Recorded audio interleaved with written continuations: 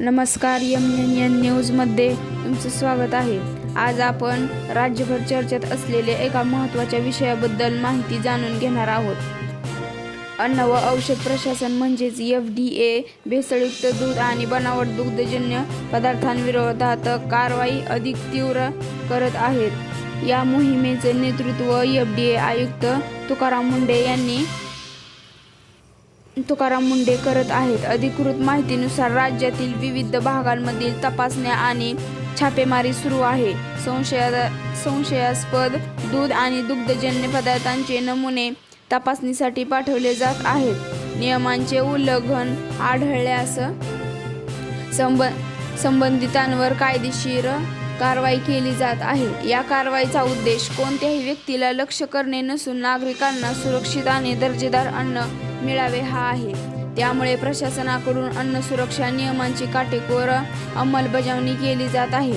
दुधातील भेसळ हा केवळ आर्थिक फसवणुकीचा विषय नाही, तर तो सार्वजनिक आरोग्याशी संबंधित गंभीर मुद्दा आहे। त्यामुळे दूध आणि दुग्धजन्य पदार्थांची गुणवत्ता तपासणे अत्यंत आवश्यक मानले जाते।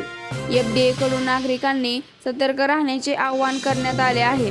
संशयास्पद दूध किंवा इतर अन्नपदार्थ आढळल्यास संबंधित अधिकाऱ्यांकडे तक्रार करण्यास सांगितले जात आहे। याचबरोबर नागरिकांना दुधातील भेसळ कशी ओळखावी याबद्दल जनजागृतीही केली जात आहे।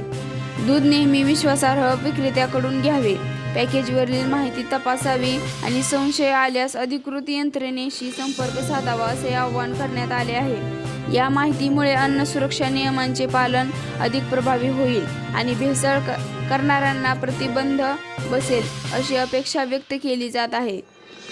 आतापर्यंत उपलब्ध अधिकृत माहितीनुसार एवढीच माहिती समोर आली आहे। पुढे या प्रकरणात आणखी अधिकृत अपडेट आल्यास आम्ही ती सर्वप्रथम तुमच्यापर्यंत पोहोचवू।